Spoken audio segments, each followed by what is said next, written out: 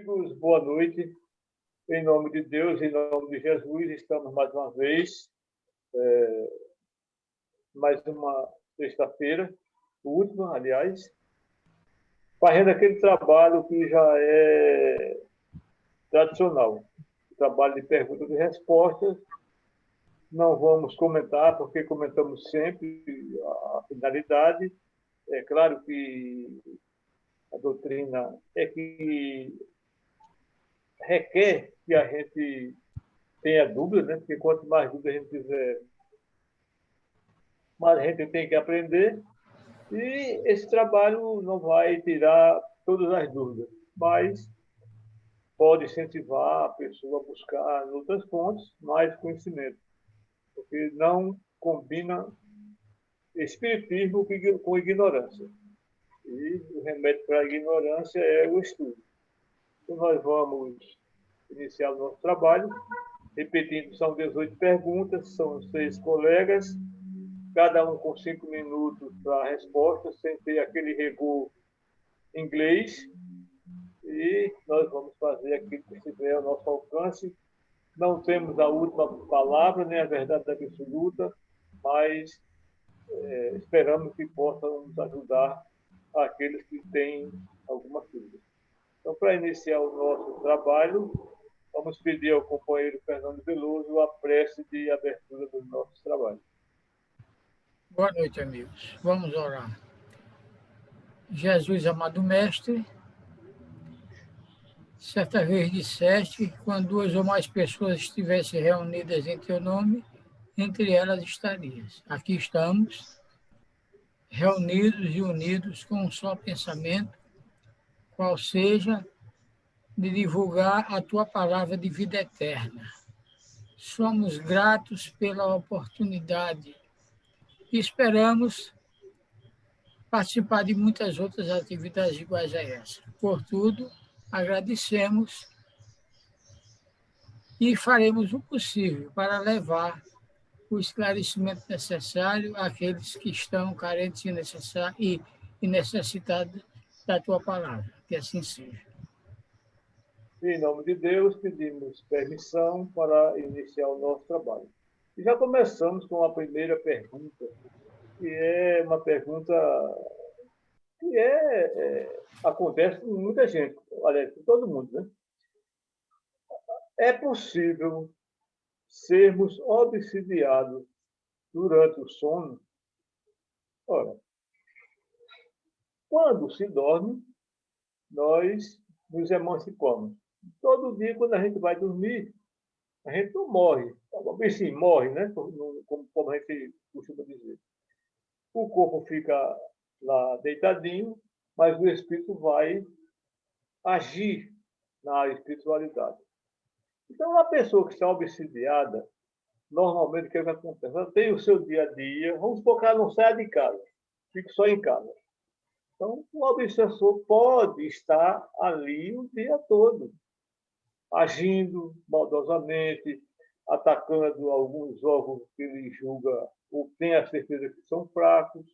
Enfim, ele fixa a moradia junto daquele escolhido, digamos assim. Então, quando ele vai dormir, ele fica no mesmo plano do obsessor. Aí, evidentemente, não é uma regra. Dormiu, vai se deparar com o obsessor.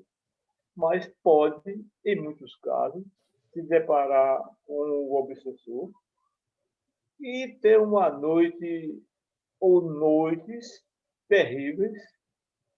E aí é o que se encontra a explicação para as pessoas que vão dormir e se acordam no pesadelo. O pesadelo é o quê? É aquele desespero de um sufoco que muitas vezes você está passando perante o obsessor, lhe acusando disso, daquilo, cobrando isso ou aquilo, querendo fazer justiça. Enfim, é um inferno durante a noite. Então, é mais do que possível, porque quando nós dormimos, nós vamos encontrar pessoas amigas e possivelmente inimigos. Então, a nossa condição é que vai fazer com que não com uma receita pronta.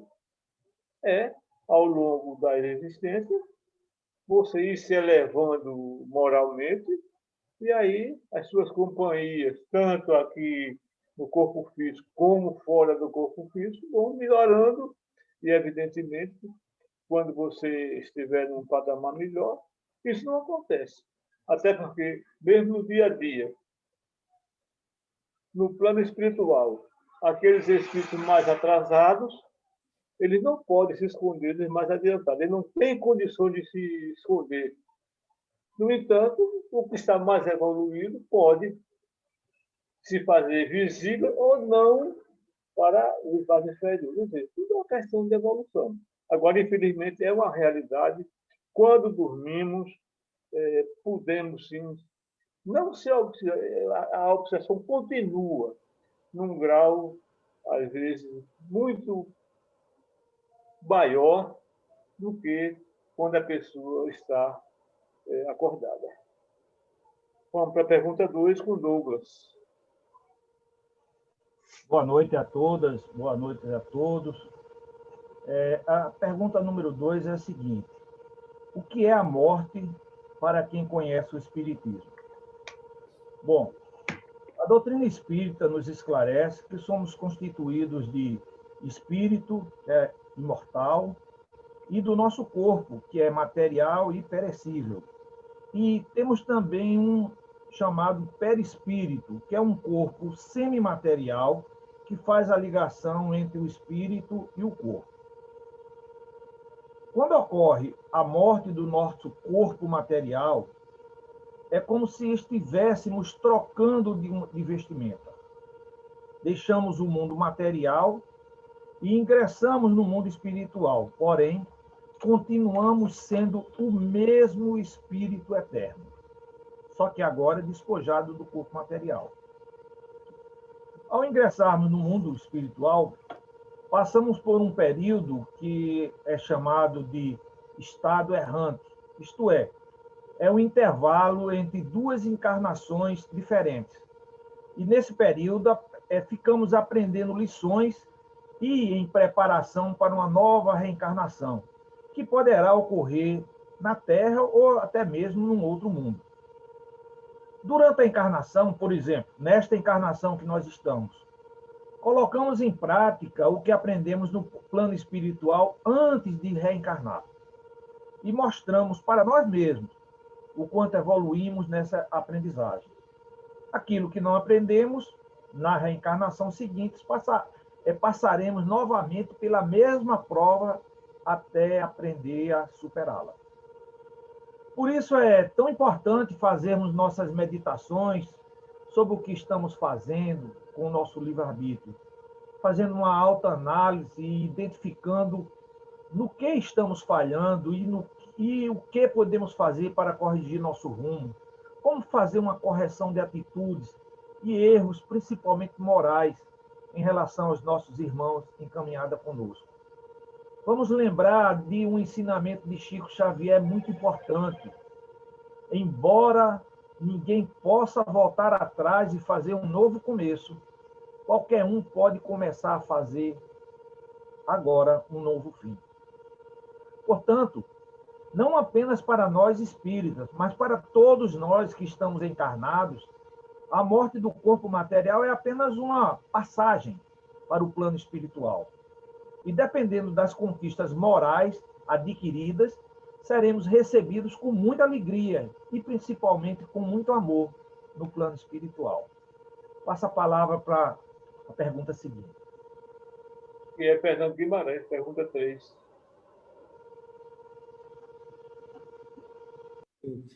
Se tentamos evoluir, justifica o consumo de animais, quer dizer, comer carne de animais? Veja a sua resposta. Por se apresentar num processo ainda limitado, o homem ainda acredita necessário consumir vísceras dos irmãos menores do reino animal. Dia virá que o ser humano mais evoluído aprenderá a não prescindir desse consumo, porque ainda estamos muito atrasados como estamos atrasados ainda na nossa caminhada, é necessário o consumo da carne animal. Na medida que estamos evoluindo, com certeza isso já vai ficando para trás. Eu tenho uma filha, por exemplo, que não come, nunca comeu carne, nem, já nasceu assim, né, vegana. Mas aqui, por exemplo, a gente eliminou determinado tipo de carne, hoje comemos frango, peixe, essa coisa toda. Eliminamos isso e, com certeza absoluta, vamos eliminar mais ainda. Absoluta certeza. Mas, quando ainda estamos ainda atrasados, necessitamos do consumo da carne animal para a nossa própria sobrevivência. Isso é natural. Mas, com certeza absoluta, quando estivermos um pouco mais evoluídos, isso vai ficando lá para trás. Vai se desvanecendo e vai ficando lá para trás, com certeza absoluta. Depende da nossa evolução espiritual de cada um de nós. É isso que concluí. Fernando Veloso, pergunta 4. Pergunta 4 foi elaborada da seguinte forma: que são crianças índigos e crianças cristais? Ora, gente, em todas as épocas da humanidade, nós recebemos, o nosso planeta recebeu espíritos, de certa forma, mais evoluídos, que vêm aqui para nos ajudar na nossa caminhada. Isso é registrado desde os exilados de Capela e vem acontecendo por todos os tempos. E, ultimamente, desde a década de 70 do século passado, do século XX, foi feito o registro da chegada aqui dessas crianças, desses espíritos, chamados de índigos e, posteriormente, cristais, vindos de um planeta chamado Alcione, onde são espíritos puros? Não, são espíritos em melhor condição, que vêm aqui nos ajudar. Fazendo um paralelo, é como o que há entre o aluno e o professor. O professor já saiu da escola e volta à escola para quê? Volta para ensinar. Então, esses que estão chegando para nos ensinar. Nesse momento do final dessa transição que está acontecendo no nosso planeta. Insisto, são espíritos puros? Não. Muitos deles, inclusive, estão falhando nas suas pretensões. Vieram aqui com essa condição de nos ajudar. Então, muitos outros estão chegando. Já há um registro que estão encarnando agora. Crianças espíritos que vão viver até 150 anos com boa qualidade de vida. Inclusive, já há o registro de mudanças no aspecto físico, na estrutura física, principalmente em relação à coluna vertebral e à cabeça, porque é na cabeça onde se concentram. Nós temos 5 sentidos. Dos 5 sentidos, 4 são concentrados na cabeça. Então, esses que estão reencarnando, para nós é imperceptível, mas já há o registro de que está havendo mudanças no sentido de acomodar esses espíritos que estão chegando agora, para nos ajudar nesse final. Nós estamos numa transição muito falada, que começou 100 anos antes da publicação do Livro dos Espíritos e vai até 2057. A transição. A partir de 2057, a vida continua já em outras condições, porque nós estamos saindo de um mundo de expiação e provas e entrando num mundo em fase de regeneração, onde o bem começa a suplantar o mal. E aí é que esses índigos, que esses cristais e muitos outros que terão denominações ainda não conhecidas, vão nos ajudar nessa finalidade. Próxima pergunta. Luiz Guimarães, pergunta 5. Boa noite. A pergunta é: o que é hipnose? O termo hipnose, do grego hipnos, sono, e latim osis, ação ou processo, deve o seu nome ao médico e pesquisador britânico James Braid, que o introduziu, pois acreditou tratar-se de uma espécie de sono induzido. Hipnos era também o nome do deus grego do sono. A hipnose nasceu do trabalho de médicos que buscavam formas de entender a mente e curar pacientes. O médico alemão Franz Mesmer pavimentou o caminho da hipnose ao submeter seus pacientes a sessões experimentais exaustivas. Hipnose, segundo a atual definição dada pela Associação Americana de Psicologia, é um estado de consciência que envolve atenção focada e consciência periférica reduzida, caracterizado por uma maior capacidade de resposta à sugestão. É um processo que leva alguém a um estado semelhante ao sono, causado por meios artificiais pelo hipnotizador, sendo que a pessoa hipnotizada faz o que lhe é solicitado sem se opor a uma passividade no hipnotizado. Sentido figurado é estado de sonolência, apatia, torpor, condição de passividade, definida pela influência que algo ou alguém exerce sobre outra pessoa, magnetismo. Temos no livro Além do Inconsciente, capítulo 1, o transe de Jaime Servino, médico e pesquisador espírita. Transe pode ser considerado um estado especial entre a vigília e o sono, que, de alguma sorte, abre as portas da subconsciência. Hipnose e terapia de vidas passadas. Brian Weiss, psiquiatra americano, mudou seu paradigma quando de uma das pacientes chamadas Catherine entrou em processo de regressão a vidas passadas em hipnose. Ele não acreditava em reencarnação na época, mas após confirmar elementos de sua regressão em registros públicos, ele se convenceu que haveria sobrevivência após a morte.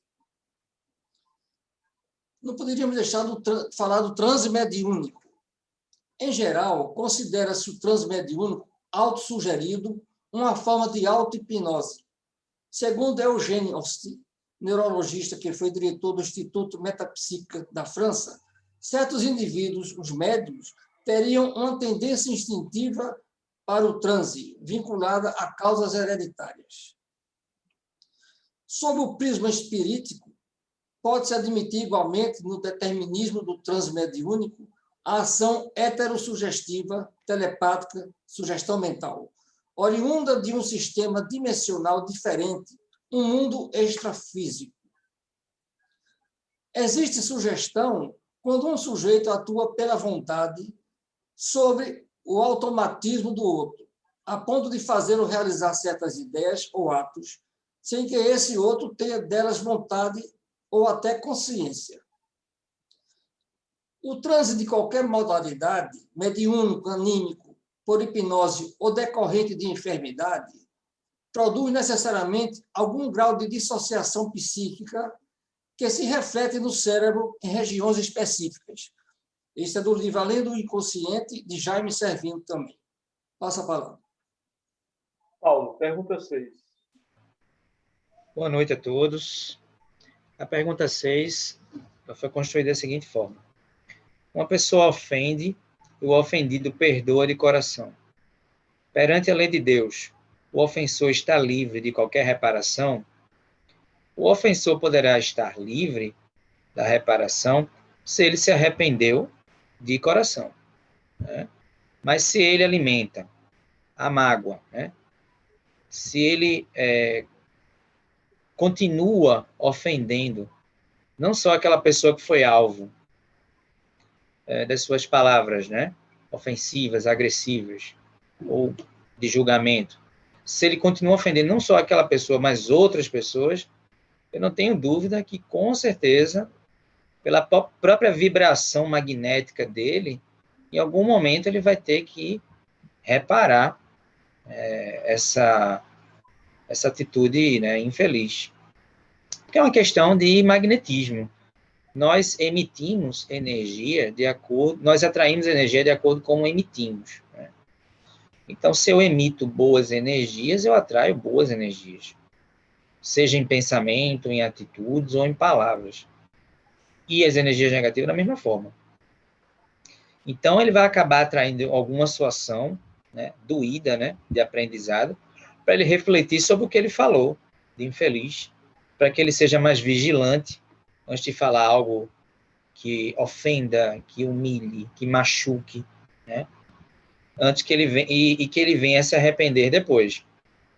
O fato, meus irmãos, é que a gente interage com as energias do universo o tempo todo. Né? Aquilo que eu penso, falo e faço aqui tem ressonância no universo e tem uma resposta do universo. É como um efeito bumerangue, vai e volta. Então, uma pessoa que está acostumada a agredir, a ofender, a julgar, a humilhar, a machucar os outros, né? Certamente ela vai ter que resgatar isso aí. Se porventura, vamos imaginar, não estou dizendo que é o caso, a pessoa que formulou essa pergunta, ela seja a pessoa que ofendeu, hipoteticamente, né? E é uma pessoa que está começando a se arrepender, né? Eu vejo da seguinte forma, né?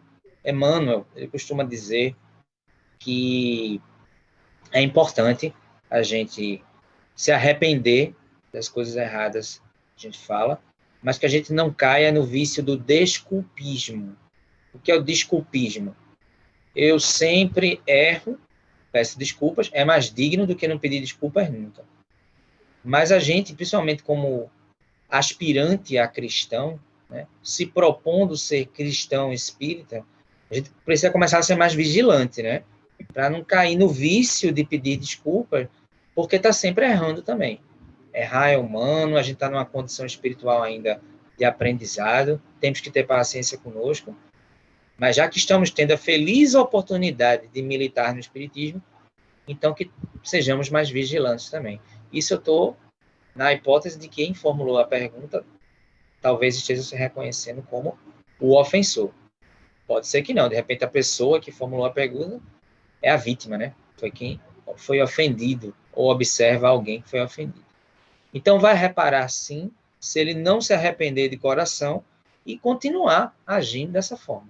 Né? Porque é preciso aprender, inclusive com situações doídas. Para quê? Para a gente experimentar a diferença entre escolher certo e escolher errado. Fazer o bem, fazer o mal. Passo a palavra. Pergunta 7. Há pessoas que olhamos e imediatamente levam a alguma pergunta do tipo: de onde conheço essa pessoa? O que o Espiritismo tem a esclarecer sobre isso? Deixando o espírito de lado e olhando só a matéria, isso acontece com todo mundo. Um exemplo bem simples e corriqueiro. Nós que frequentamos o Caminhando para Jesus.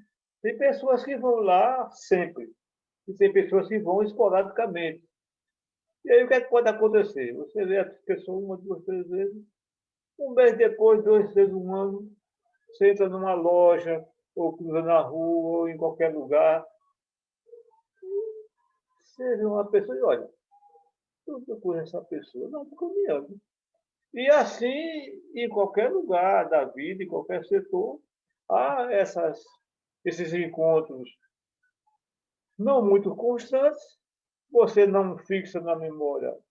Tem gente que tem a dificuldade de gravar fisionomia, inclusive eu, e aí é natural que depois você fique na dúvida. Olha, puxa vida, conheço a pessoa de algum lugar, e realmente conhece. Então, tem nada a ver com o espiritismo. Entretanto, há casos onde você... O caso é mais, digamos assim, mais concreto. E aí a gente explica da seguinte maneira. A nossa família espiritual, ela é maior do que a família física, mesmo incluindo os amigos fora do lar. Vamos supor que uma pessoa bem razoavelmente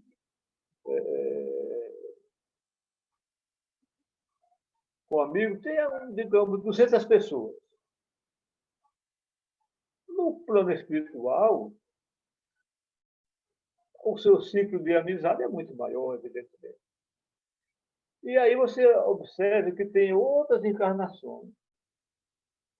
A nossa mente, evidentemente, a dimensão espiritual, ela se expande.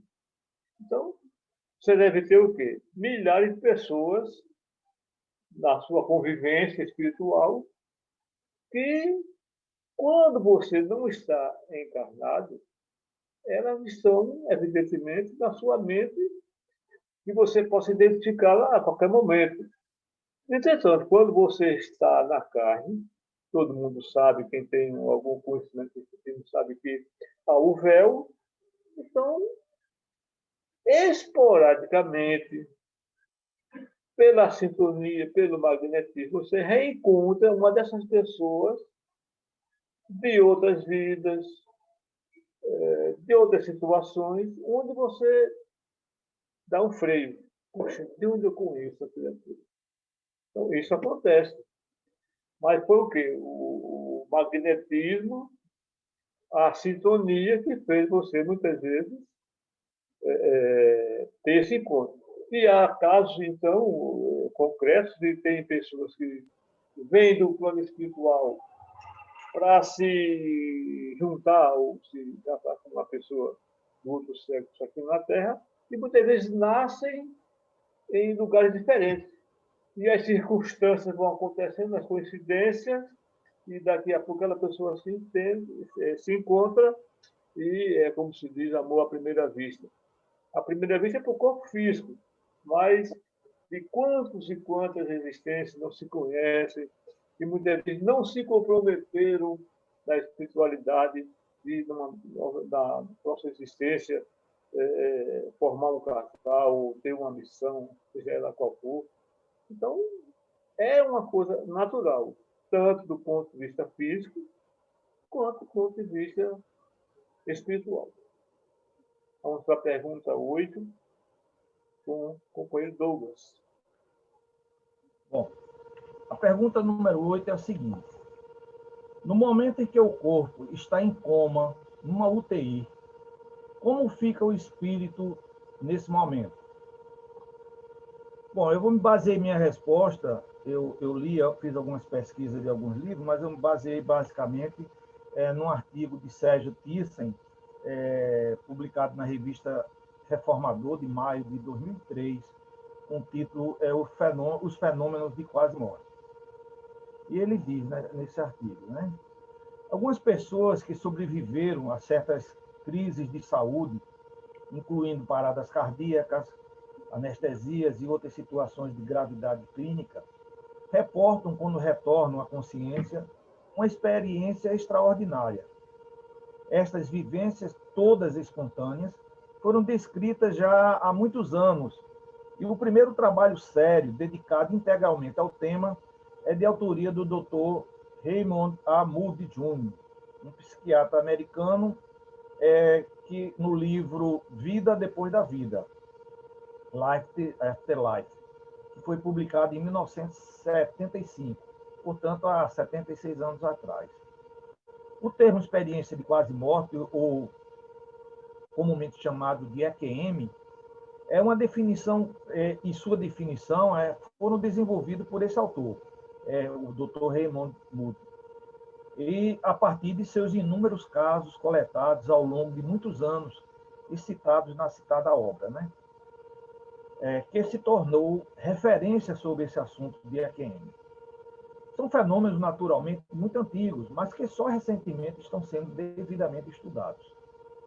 Neles, uma pessoa como que chega perto da morte clínica ou desencarnação e a alma se desprende relativamente do corpo com intensidade suficiente para não sofrer mais as influências do corpo, adquirindo um grau de liberdade tal que ocorre uma verdadeira viagem anímica. O aspecto mais inusitado é a lembrança do que sucedeu nesse período e que consta dos relatos dos pacientes ao recobrarem a consciência, depois de serem reanimados. Cumpre ressaltar que estes se dão espontaneamente, ou melhor, sem intervenção ou vontade do protagonista. Esses fenômenos se incluem dentre aqueles que, na codificação kardeciana, se intitulam como os de emancipação da alma, estudados pelo codificador da doutrina em O Livro dos Espíritos, no capítulo 8, na parte 2ª.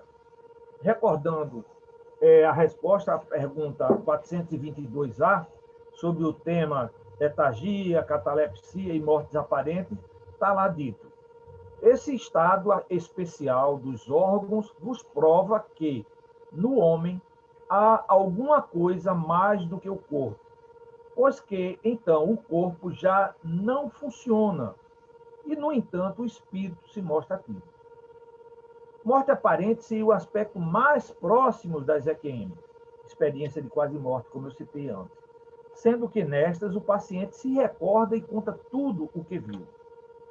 Quando os relatos das muitas pessoas que viveram essas experiências são comparadas, percebem-se aspectos comuns que trazem, aliás, credibilidade e consistência às narrativas e, ao mesmo tempo, revelações sobre a fronteira entre a vida física e o mundo espiritual. Nos estágios iniciais, o paciente nota o seu corpo inerte e o ambiente físico à sua volta, de uma curta distância. Muitas vezes, é o próprio centro cirúrgico onde está sendo submetido a uma cirurgia e, após sofrer uma parada cardiorrespiratória, lá está a equipe médica tentando reanimá-lo e ele se vê nessa condição com a equipe médica tentando reanimá-lo. Depois, é seguido uma mudança de percepção para uma ambiência que não guarda nenhuma identidade com o que é do seu conhecimento comum e encontra o que ele chama de um ser de luz ou um guia espiritual. São comuns a visão de túneis por onde eles transitam, fala-se muito de uma luz no fim do túnel, a consciência de estarem mortos, entre aspas, porque se possuem essa consciência que estão mortos é porque estão vivos, já que a vida é a alma desdobrada e o cérebro físico está inativo. Então, eles estão vivos.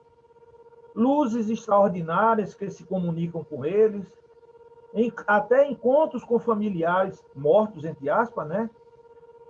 Observação de cenários celestiais e alguns até retrospectivas de suas próprias vidas.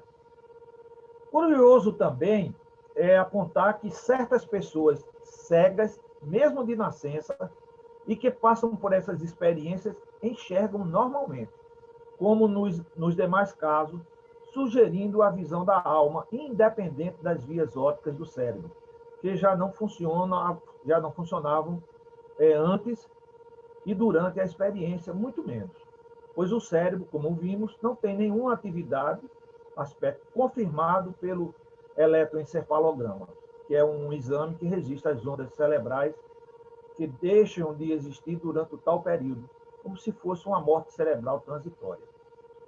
As experiências de quase morte ocorrem com uma frequência cada vez maiores, por causa dos índices de sobrevivência dessas crises clínicas, que melhoraram como resultado de técnicas mais modernas de ressuscitação, possibilitando que os pacientes retornem para contá-las.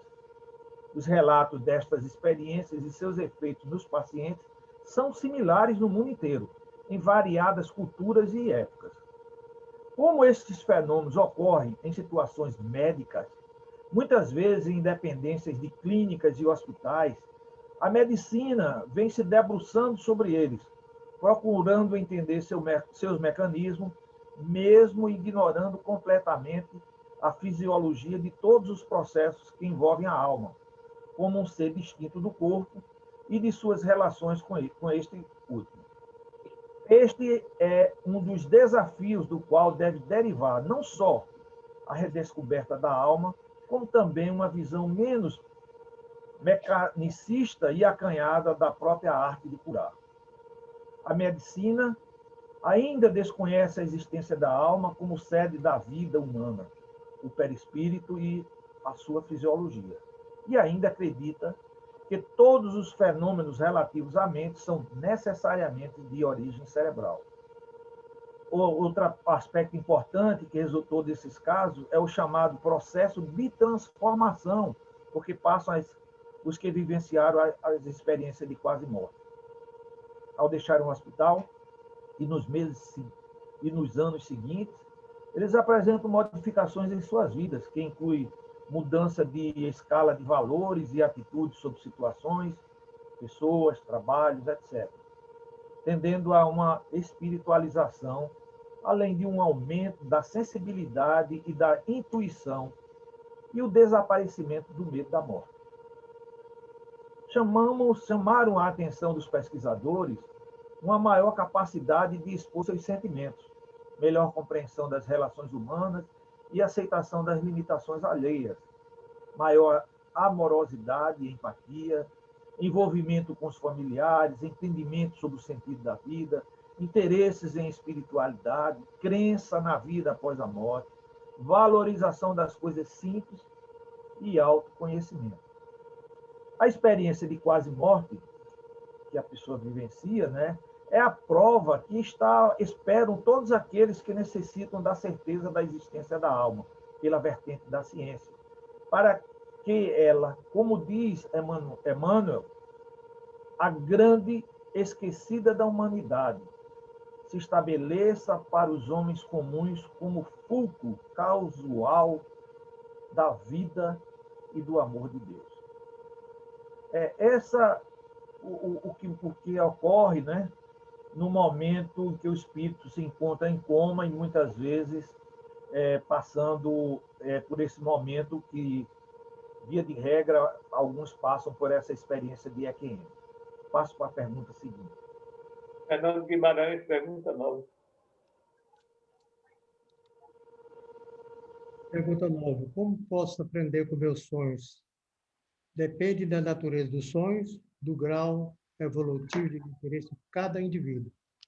De fato, muitas vezes a gente vai dormir e temos verdadeiros pesadelos no sonho da gente, porque a gente não ousa a orar, entregar a Deus, entregar a Jesus no nosso sono, não é? E quando sonhamos, saímos do nosso corpo físico e acontece que a gente vai encontrar os nossos inimigos lá fora ou então os amigos. Mas geralmente é os inimigos. Às vezes a gente sonha que está caindo no buraco ou que está sendo perseguido, e está mesmo, porque nesse momento você está fora do seu corpo físico, e nesse momento os nossos inimigos do passado estão ali à espreita, nos esperando para fazer cobrança. Por isso que é muito importante, quando a gente for dormir, jamais esquecer de orar. E não importa a hora que você for dormir, se é tarde, se é cedo, mas você não pode esquecer que você tenha o dever cristão de fazer sua prece, para que você não tenha a infelicidade no seu sonho de encontrar inimigos do passado.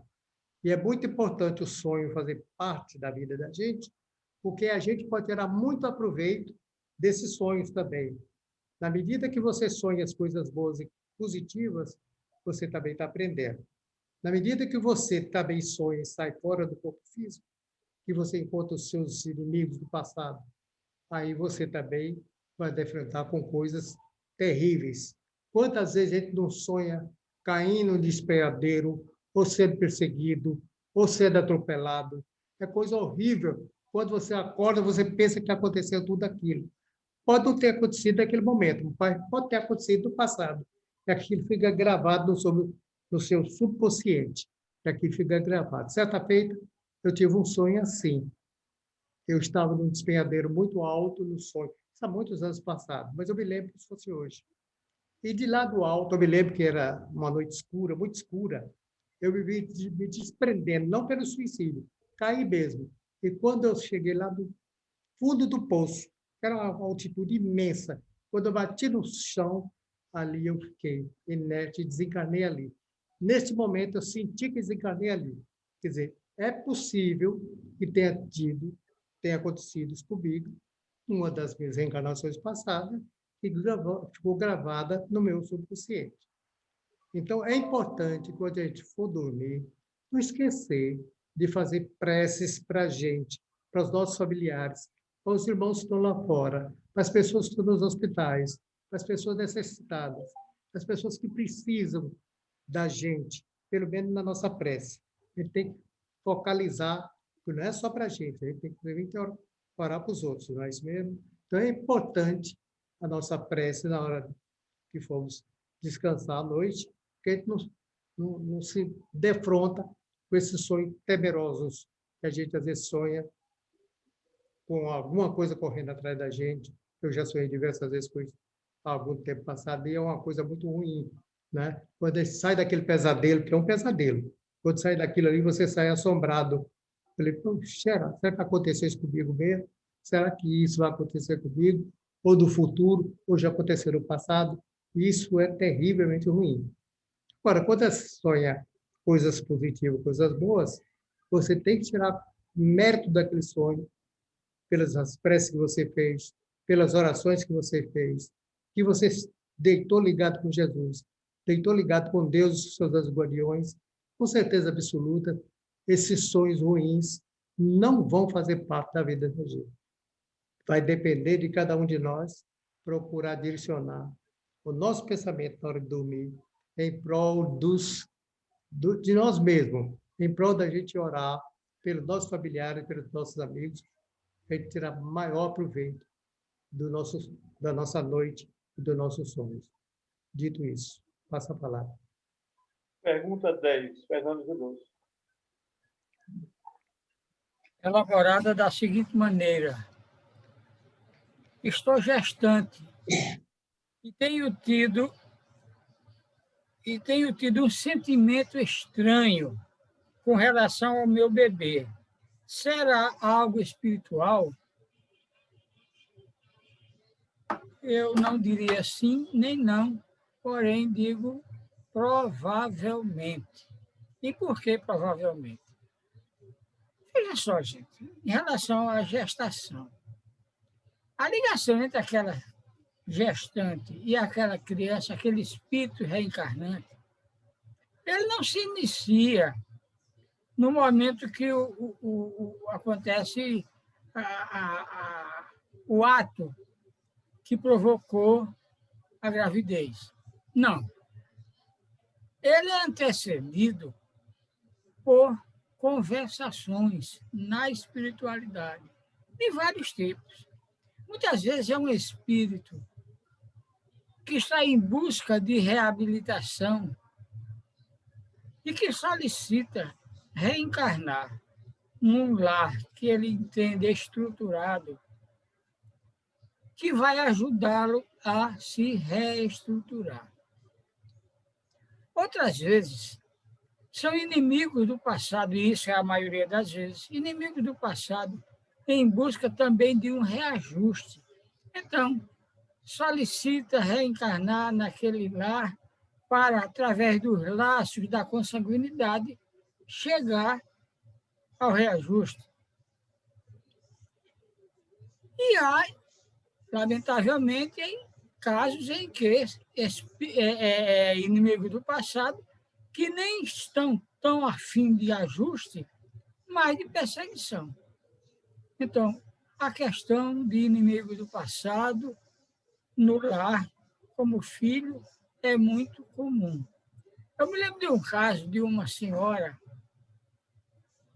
que era trabalhadora aí do centro, era médium, ela mudou-se, ela foi para a cidade do Sul, que eu não me lembro o nome, e ela uma vez contou que tinha uma criança, uma jovem, àquela altura já com 15 anos, mas com quem ela nunca se entendeu. Nunca, em época nenhuma. Ela disse que quando a menina estava mamando, muitas vezes estava mamando, de repente levantava a vista e, ao invés de continuar mamando, mordia o seio dela. Ou seja, já era um indício de que ali haveria problema. Então, há casos de puérperas, ou seja, aquelas que tiveram as crianças, rejeitar o próprio filho. Problemas que levam para psicólogo, etc, etc. Então, são várias as situações que podem acontecer no relacionamento entre uma gestante e o seu filho, a nascer ou depois que nasce. Evidentemente que tudo isso tem uma consequência de um problema espiritual, ou seja, um problema do passado que estão em busca de solução para eles.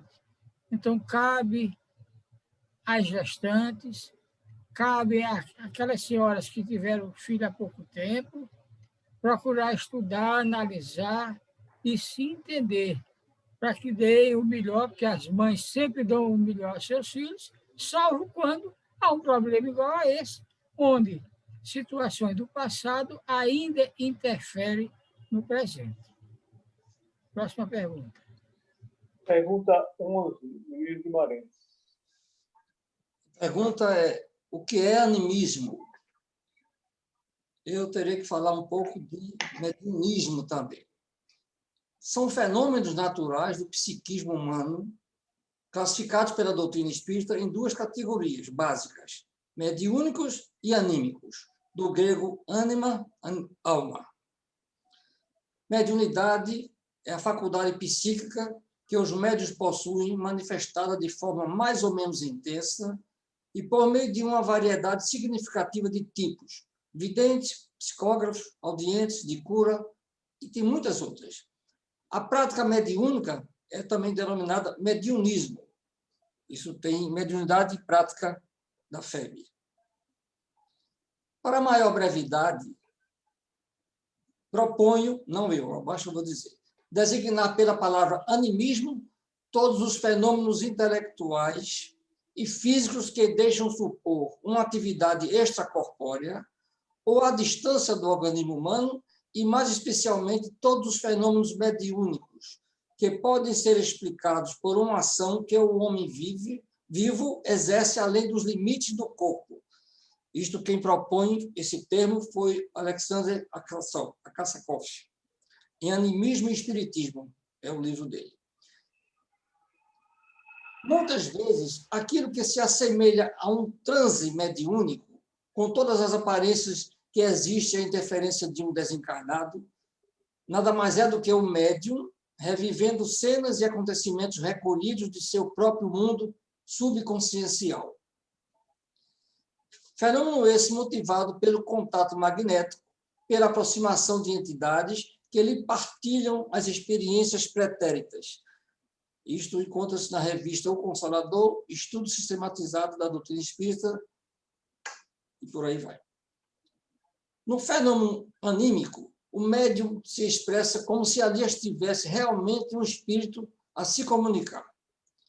Deve, portanto, nessas condições, ser tratado com a mesma atenção que ministramos aos sofredores que se comunicam entre nós.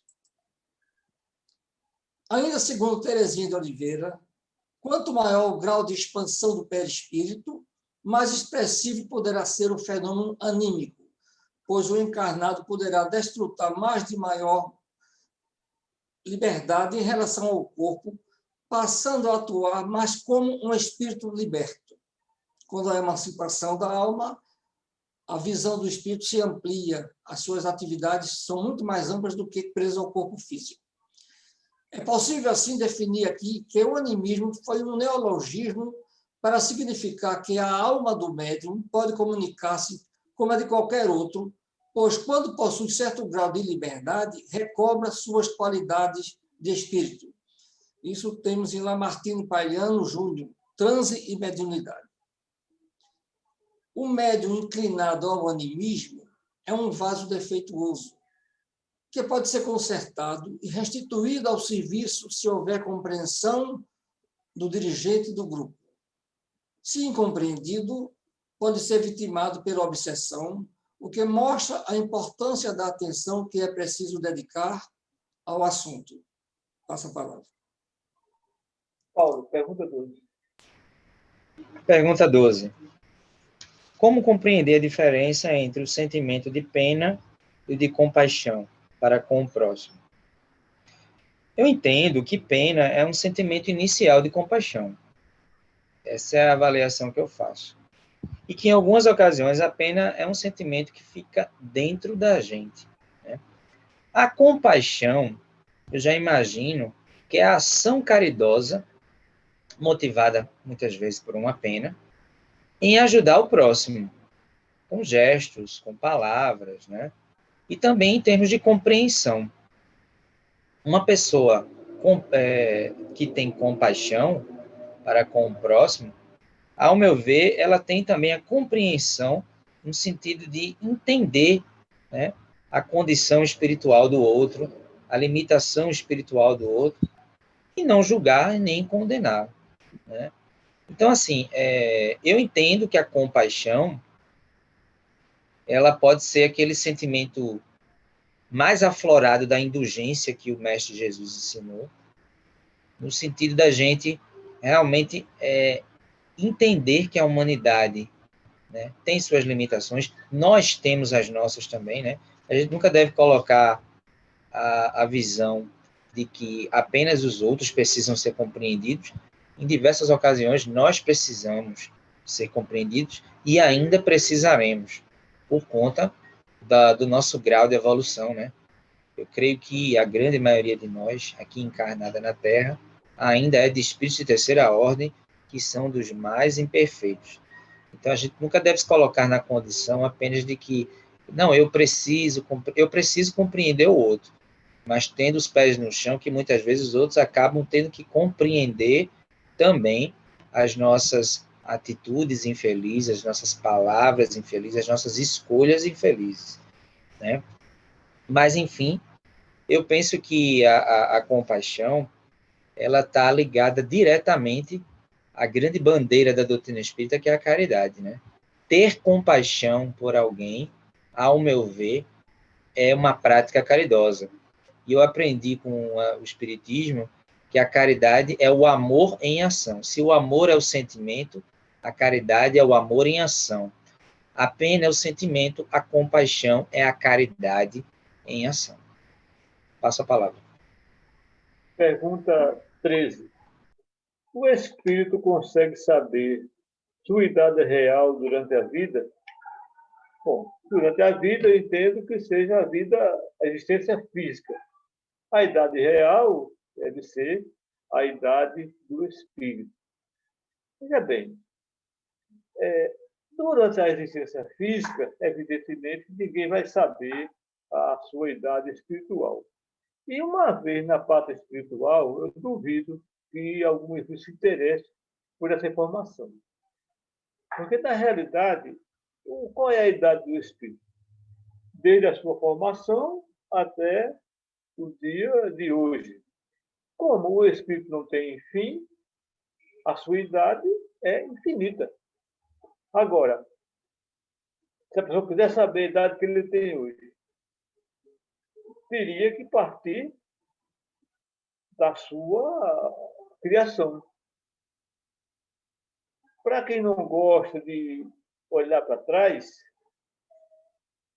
e se basear no seguinte, que Deus criou os espíritos simples e ignorantes, pode até pensar que Deus criou os simples e ignorantes e jogou no reino nominal,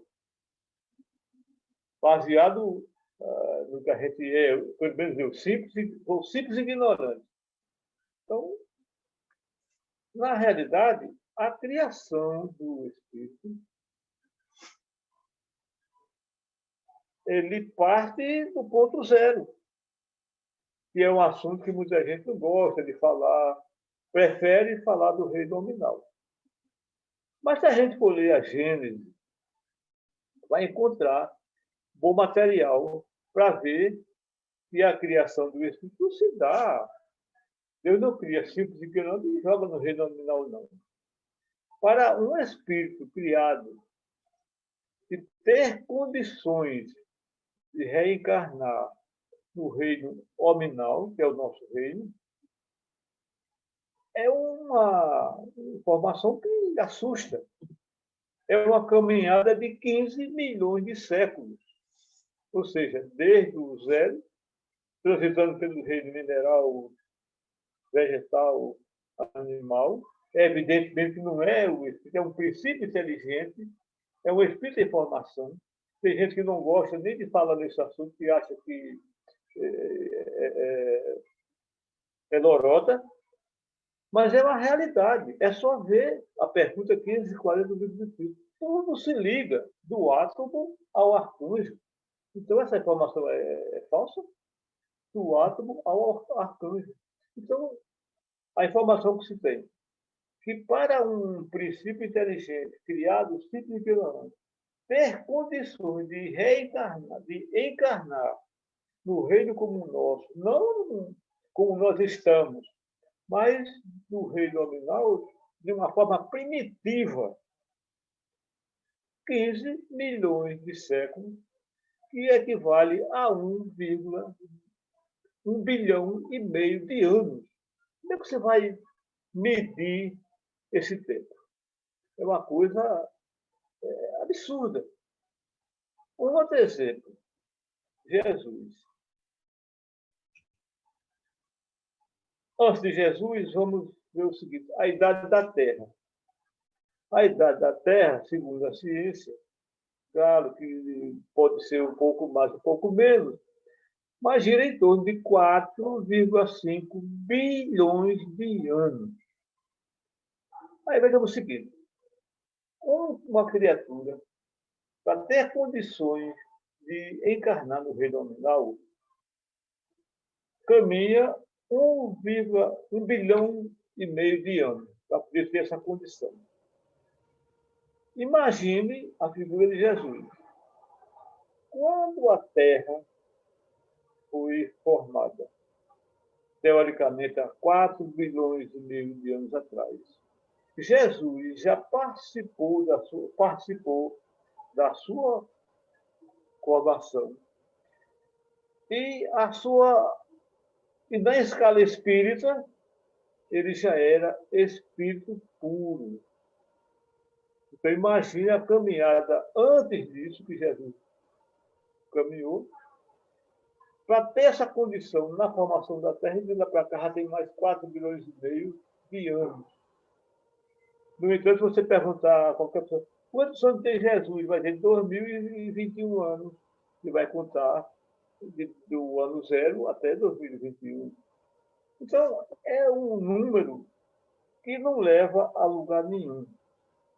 Então, é uma informação que você precisa saber para ver a grandeza da criação, que não é simplesmente criou simplesmente como se faz um boneco de barro. É um processo de milênios e milênios. E como a nossa existência não tem fim, todo dia ainda está se modificando, porque a pessoa não vai morrer, salvo, aí, entre parênteses, né? Eu não vou falar aqui daquela história que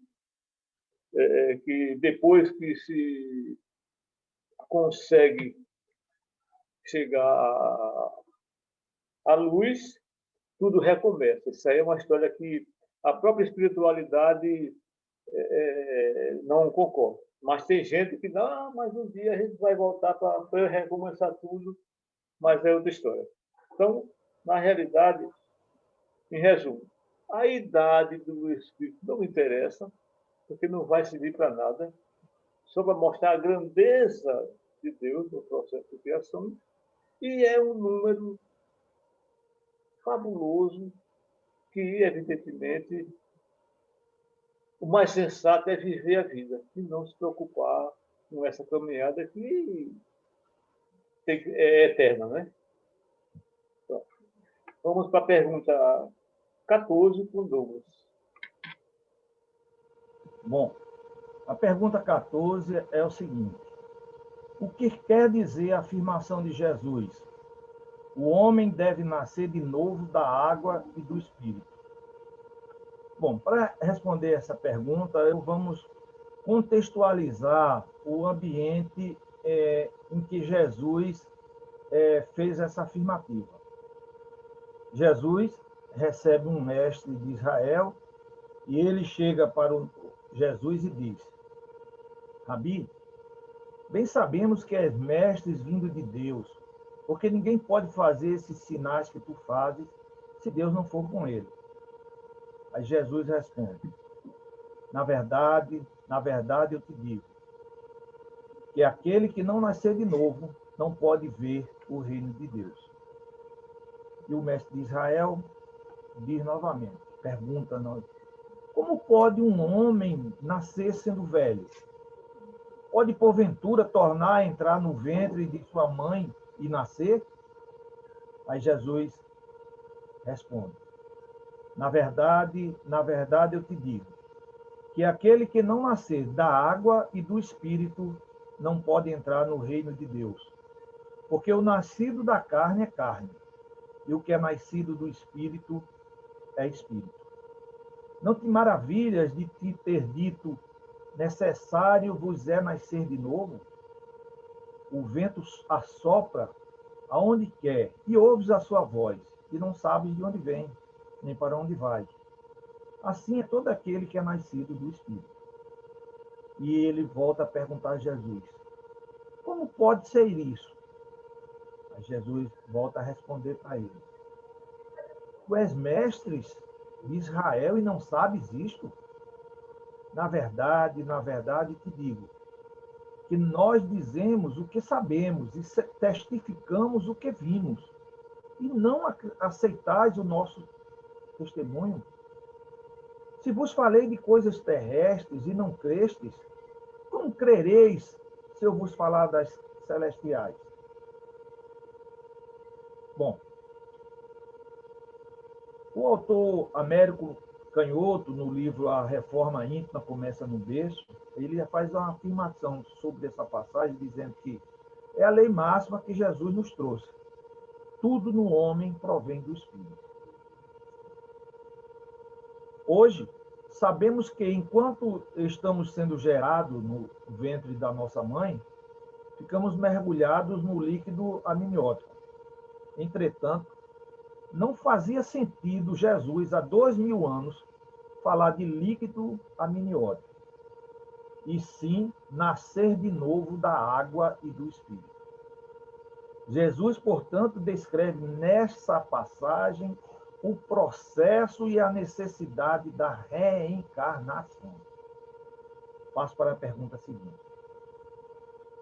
Fernando Guimarães, pergunta 15. Quando começa o recesso da reencarnação do ser humano, processo? Termina quando o espírito se liberta da sua influência espiritual, que varia um dos outros. Começa quando o ser humano tem a sua primeira experiência no reino hominal. Veja só, nós, quando fomos criados, passamos por diversos reinos. Viemos pelo vegetal, pelo mineral, pelo vegetal, para chegar até o hominal. A nossa caminhada é muito longa para a gente chegar até aqui na nossa evolução espiritual. Como é importante a gente ter conhecimento da reencarnação, que foi abordado agora mesmo aí, o Douglas. Veja só como é importante, porque a reencarnação nos traz o conhecimento do que a vida não é só uma. Sempre estamos aqui ou estamos na espiritualidade, na reticidade, de forma que a reencarnação é muito importante. Temos que vir, porque numa passagem só pela Terra, ou similar, com certeza, nós não vamos caminhar muito na nossa evolução espiritual. Nós, às vezes, reencarnamos na Terra, mas também em outros mundos iguais à Terra, ou até inferior à Terra. Vai depender muito da nossa evolução espiritual. E a nossa evolução espiritual ainda é muito pouca. Você vê que a gente vive no mundo de provas e expiações, por enquanto. Quando tem tanta miséria, tantas doenças, tantas mortes, uma pandemia que está assustando todo mundo. De fato, é uma coisa muito triste, mas é o mundo que a gente vive. O processo do mundo que a gente vive é o que a gente ainda merece. Porque se não fosse assim, estaríamos num mundo muito mais sublimado. Por quê? Porque não aproveitamos as nossas reencarnações anteriores.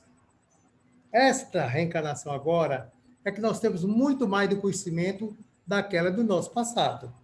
Porque se a gente tivesse conhecimento do passado e aplicasse o conhecimento do passado, com certeza absoluta estaríamos num patamar de evolução muito, muito muito superior. Estaria mais no mundo de regeneração, pelo menos. Portanto, a gente tem que saber que ainda estamos plantados aqui na Terra, que é o mundo que merecemos, com tanta miséria, tanta fome, tanta doença, tanta gente que ainda dorme debaixo dos viadutos, da rua, que são nossos irmãos. Eu fico muito penalizado quando eu vejo isso. Mas é o mundo que a gente vive, mundo de provas e expiações. De qualquer maneira, esta caminhada é para a nossa evolução espiritual. E a gente tem que tirar o aproveito dela para fazer coisas boas, fazer uma reforma íntima, uma reforma moral, muito importante na nossa caminhada, para que a gente não necessite mais viver num mundo tão caótico como o mundo de provas e expiações. Mas, com certeza absoluta, se a gente não aproveitar o que a gente tem de manancial na mão hoje para aprender e colocar em prática através do amor, que foi muito bem abordado por Paulo, estava falando aqui, o amor é tudo na vida de uma pessoa. Quando eu vejo uma pessoa dormindo debaixo dos viadutos, debaixo da marquise, eu trabalho muito com esse pessoal. Eu penalizo porque são filhos de Deus, são tanto quanto eu. Aí eu fico imaginando, meu Deus, eu tenho minha casa boa, Fernando Veloso, Luiz Guimarães, Paulo, você, Calixto, para dormir na sua cama muito direitinho, mas milhões de pessoas não têm. Principalmente nessa pandemia, que tantas pessoas que perderam o emprego, que perderam seu apartamento, que perderam seu carro, que não puderam mais pagar, que não puderam pagar mais o estudo do seu filho, teve que colocar no colégio público, porque não tem mais condições. E isso fez com que as ruas hoje ficassem mais cheias de pessoas que tinham tudo e hoje não tem nada. É lamentável que isso ocorra, mas, infelizmente, faz parte da nossa caminhada de mundo de provas e expiações. Então, essa pandemia trouxe consequências sérias para todos nós. Hoje estamos presos dentro de casa, não podemos sair, né?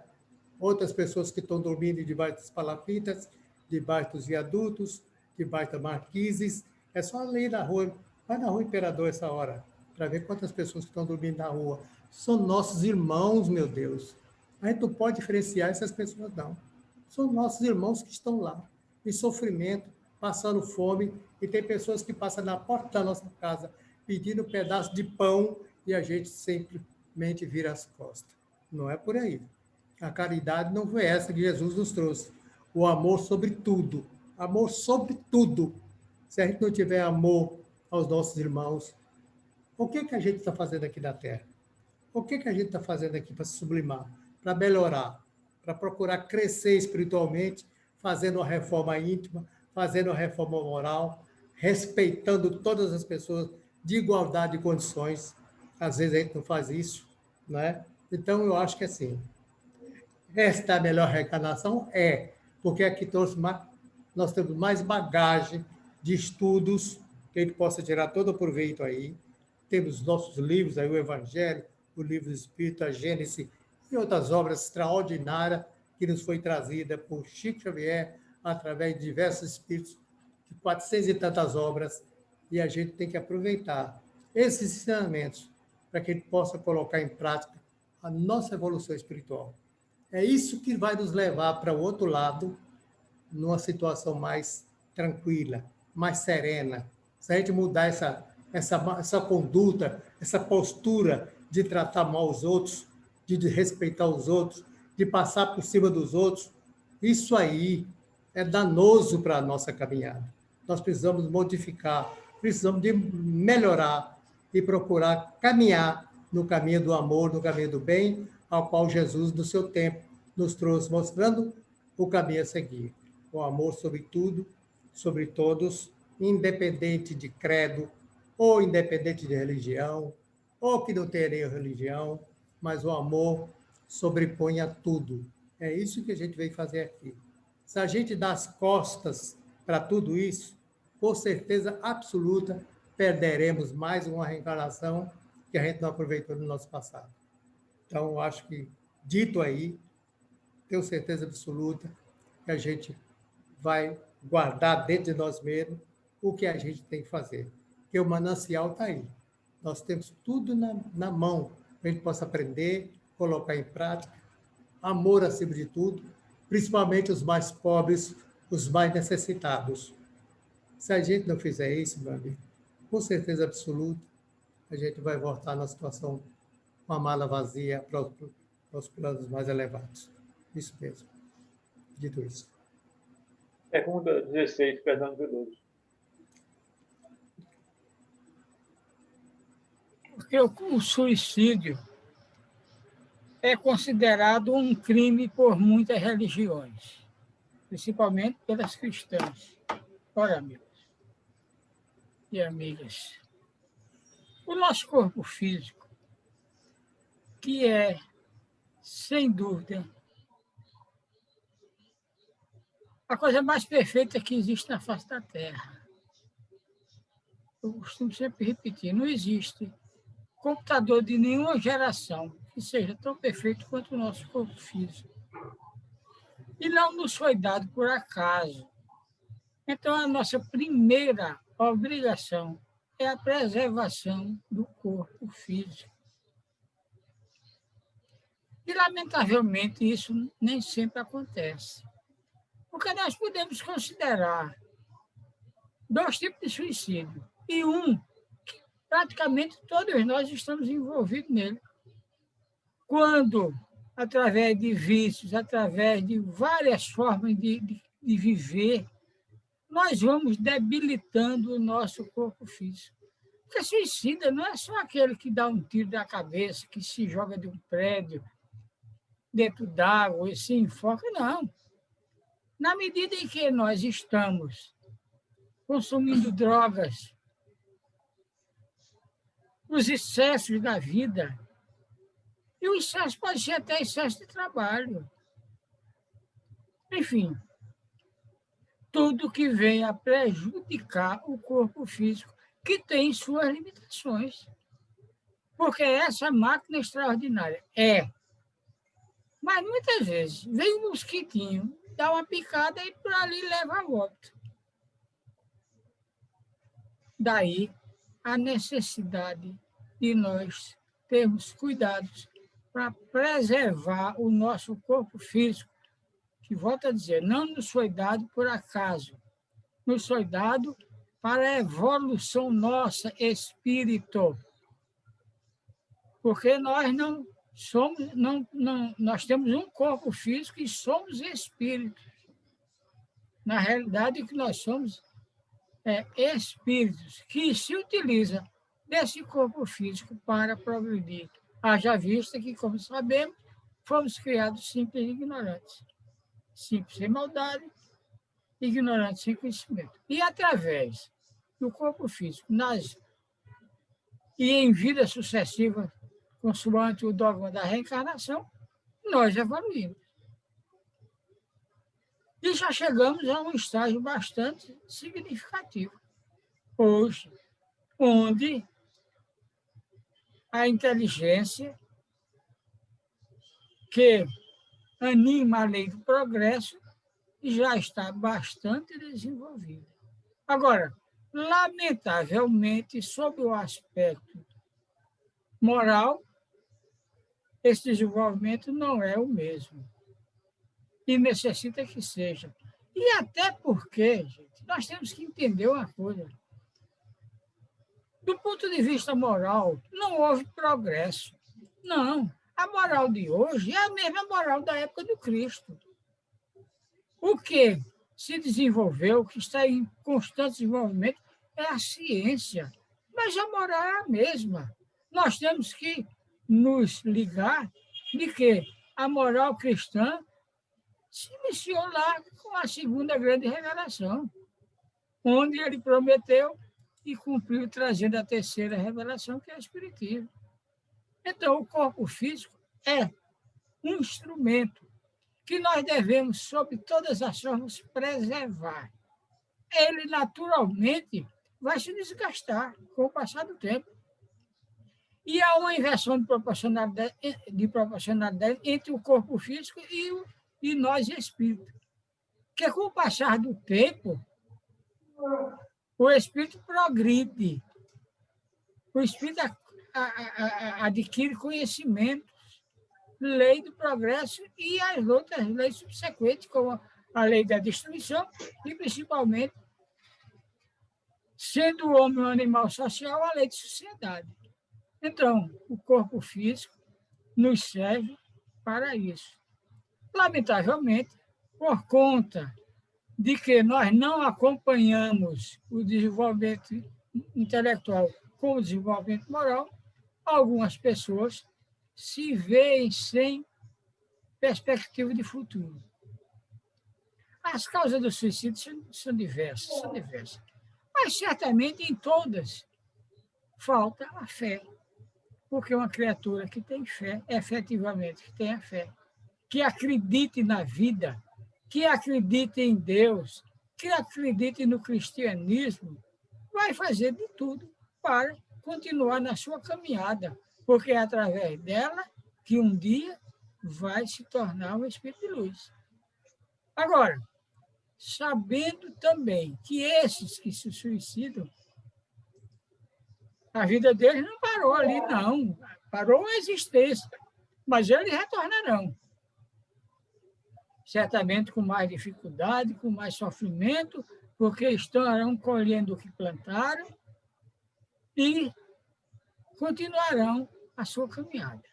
Porque toda semana eu repito isso aqui.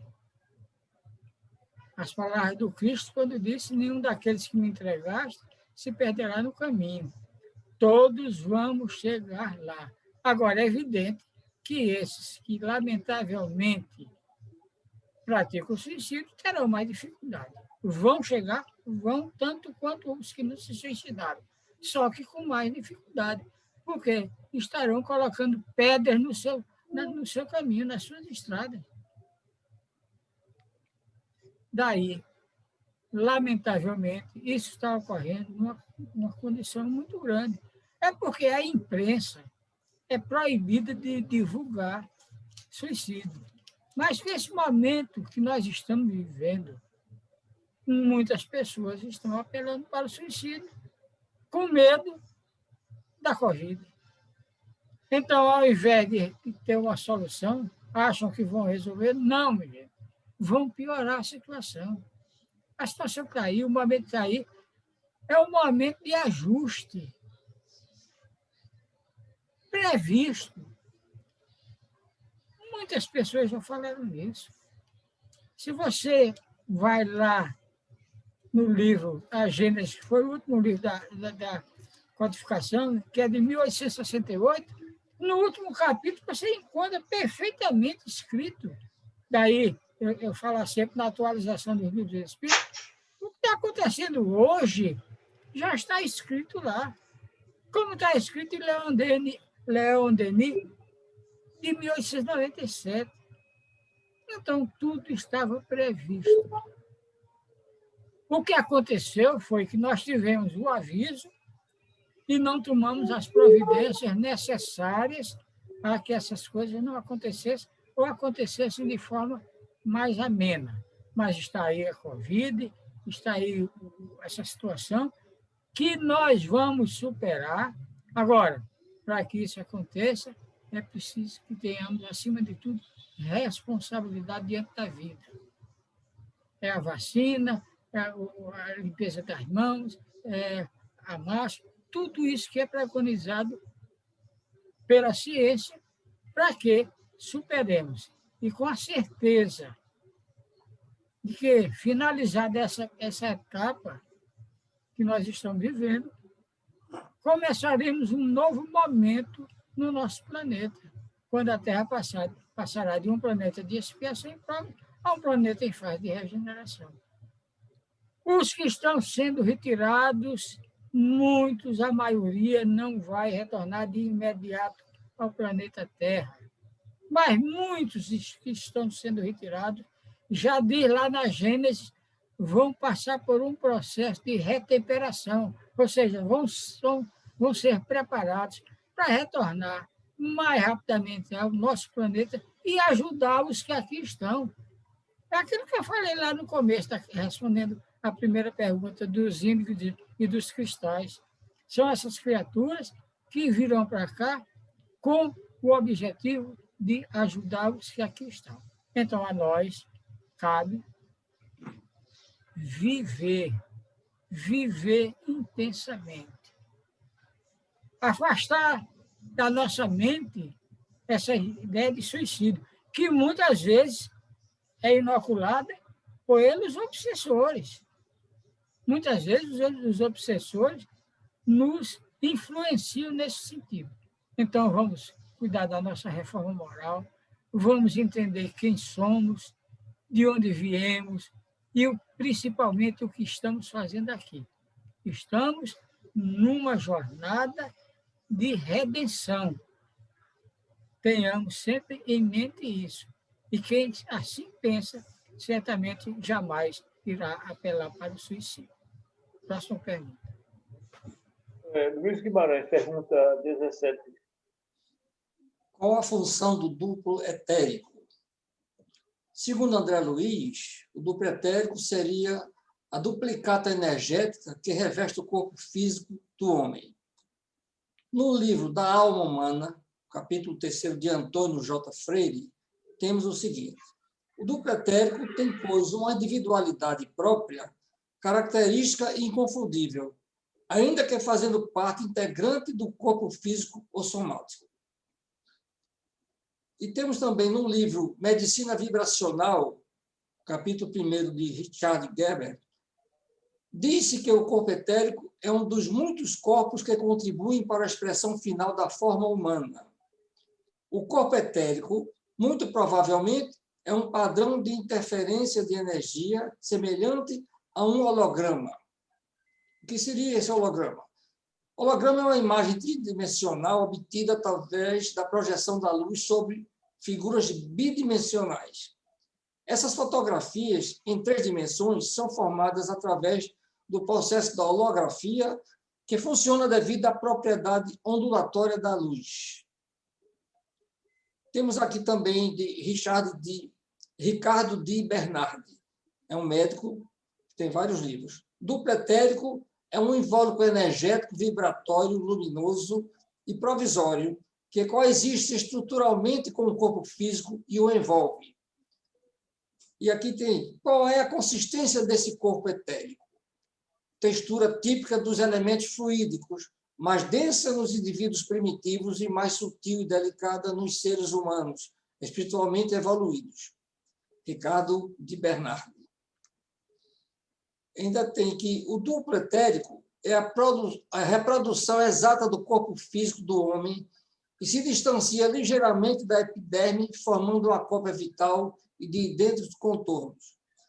Em verdade, perispírito, duplo etérico e corpo físico interpenetram-se dinamicamente, distinguindo-se aos olhos dos espíritos superiores por sua qualidade energética e densidade. Zalmino Zimmermann. O duplo etérico, composto por energias bastante densas, quase materiais, mas ainda ocultas da visão humana, é o responsável pela repercussão vibratória direta do perispírito sobre o corpo carnal. Ele permanentemente está acoplado ao corpo físico. No desencarne do corpo físico, morrerá também o correspondente corpo etérico. Ele é um corpo energético que praticamente ele revestiria o corpo físico, a exemplo do perispírito que reveste o espírito. O duplo etérico é o reservatório de vitalidade necessário durante a vida física à reposição de energias gastas ou perdidas. Ele administra o intercâmbio de energias que nós absorvemos e emanamos. Sua atividade principal é filtrar, captar e, por isso mesmo, canalizar para o corpo físico todas as energias que deverão alimentá-lo. Esta comunicação é feita através dos chakras, que captam as vibrações do espírito e as transferem para as regiões correspondentes na matéria física. Funções, conforme a pergunta inicial foi feita. Tem funções preponderantes e específicas de capital importância, quer na vitalidade do corpo físico ou orgânico, de que faz parte, que é nas mais variadas mediunidades, particularmente nas materializações e em todas as modalidades dos fenômenos supranormais, que dependam da metergia. Metergia é a adaptação de um órgão a novas funções, e da ectoplasmia. Garante uma ligação entre o corpo espiritual e o corpo físico para que seja possível a consciência animar o veículo físico. Mantém o intercâmbio energético entre o corpo físico e o corpo espiritual. Absorve e exterioriza energias através dos chakras que o compõem. Passa a palavra. Paulo, pergunta 18. O que é reencarnação? Reencarnação, meus irmãos, é o mecanismo da justiça, do amor e da misericórdia de Deus por todos nós, seus filhos, espíritos. Né? Certa vez, Allan Kardec, no processo de codificação da doutrina espírita, particularmente, né, na produção do Livro dos Espíritos, ele perguntou ao Espírito em Verdade se a reencarnação ela só ocorre para os espíritos muito imperfeitos. E o Espírito em Verdade respondeu categoricamente que não. A reencarnação ela é um mecanismo para a evolução de todos os espíritos. Todos. Sejam eles menos ou mais imperfeitos. Os menos imperfeitos, eles terão a oportunidade de atingir a perfeição relativa, né? Porque perfeição absoluta apenas Deus, mais rapidamente. Essa foi, inclusive, uma das respostas do Espírito em Verdade. Eles atingirão a perfeição mais rapidamente, né, do que os mais imperfeitos, que é a pureza espiritual, a condição de espíritos bem-aventurados, aqueles que só têm bons sentimentos, né, aqueles que desenvolveram praticamente as principais ciências do universo, que, como sabemos, a evolução é moral e intelectual, né? Então, esses atingirão mais rapidamente. É nas sucessivas experiências diferentes na carne que o espírito vai amadurecendo, né? Ele vai sendo burilado. É como o escultor, que ele pega a pedra bruta e transforma numa obra de arte, né? Metaforicamente, a gente pode dizer que a reencarnação é o escultor que pega a pedra bruta, o nosso espírito imperfeito, e ele vai, né, ao longo das sucessivas encarnações, evidentemente que nós acabamos sendo o nosso próprio escultor, né, pelos esforços que fazemos pela nossa evolução moral e intelectual, né? Então a reencarnação ela vai, né, amadurecendo, vai burilando, né, espiritualmente a gente, moralmente e intelectualmente. A palavra-chave, meus irmãos, é evolução, né? Como Fernando Veloso falou bem, evolução. O espiritismo é muito claro. Qual é o sentido da vida? Por que nós estamos aqui nesse momento? É só para pagar contas, se alimentar, se divertir, né? Não, nós estamos essencialmente para evoluir. E isso é importante para a gente ter a noção de que a gente não está nessa vida apenas para viver uma vida material, ou pior, materialista, né? Que é só a sobrevivência. A sobrevivência é necessária, faz parte. Mas a gente tem que entender que nós não estamos aqui na Terra, encarnados, como numa colônia de férias ou de passagem. De passagem até nós estamos, no sentido de que a gente tem um tempo encarnado, cada um de nós vai passar um tempo encarnado aqui, que é o tempo que nós acordamos com a espiritualidade e que Deus entende que será necessário para o amadurecimento espiritual desta encarnação, né? Uns vão viver 100 anos, outros vão viver mais de 100 anos, outros vão viver menos encarnados. Mas a palavra-chave é evolução. Isso é a reencarnação, um mecanismo para a purificação e para a evolução de todos os espíritos. Assim, eu acredito que nós concluímos as 18 perguntas da noite de hoje. Passo a palavra a Calixto, para que ele possa encaminhar, né, nos minutos finais aí para o encerramento do nosso trabalho. Ok, hoje concluímos às 18, não ficou nenhuma para o próximo mês. Então vamos agradecer a Deus pela oportunidade que tivemos de aprender juntos, porque não deixa de, todos nós que estamos aqui respondendo, aprender igualmente. E vamos desejar que todos, aqueles que participaram, caso não foram atendidos em suas expectativas, procurem a leitura, né? É o melhor caminho para o aprendizado. Queimar as pestanas é uma receita que Kardec já recomendava. E nós endossamos, assinamos embaixo. Vamos agora agradecer, depois desse trabalho maravilhoso, a nossa participação, agradecer a Deus por, sem ele, nada aconteceria. E vamos pedir ao companheiro Paulo Cartagena que faça a prece de encerramento do nosso trabalho. Vamos elevar o nosso pensamento então, irmãos. Senhor Deus, Pai de infinita misericórdia, inteligência suprema do universo, a perfeição absoluta, amado Mestre Jesus, governador espiritual do nosso planeta, caminho, verdade e vida, modelo a ser seguido por toda a humanidade. Espiritualidade amiga, nós só temos a agradecer por esse aprendizado coletivo, por esta oportunidade de estudar esta doutrina tão esclarecedora, tão confortadora, tão amorosa, tão bonita. Vamos mentalizar nesse momento nossos irmãos que estão nos hospitais, nossos irmãos mendigos, nossos irmãos que estão nos asilos, nos presídios, nos países em guerra, nos planos espirituais em grande dificuldade, vagando, sem rumo, né? E todos esses irmãos sejam assistidos de acordo com a necessidade e o merecimento de cada um. Agradecemos pela inspiração, pela assistência, pelo clima de paz, de harmonia, de união, de entendimento, de alegria e de aprendizado. Como eternos pedintes que somos, rogamos que possamos ter outras oportunidades como essa, porque é através do estudo, é através do conhecimento que daremos os primeiros passos para a nossa reforma íntima, nossa reforma oral e, consequentemente, para a nossa evolução espiritual. Assim, só temos a agradecer a Deus, a Jesus, a espiritualidade amiga, né, e pedimos a permissão, devolvendo a palavra ao nosso amigo Calixto, para que ele possa encerrar a primeira parte do nosso trabalho de hoje em paz e harmonia. Assim seja. E, em nome de Deus, concluímos o nosso trabalho de hoje. Boa noite a todos. Até outra oportunidade. Boa noite. Boa noite. Boa noite.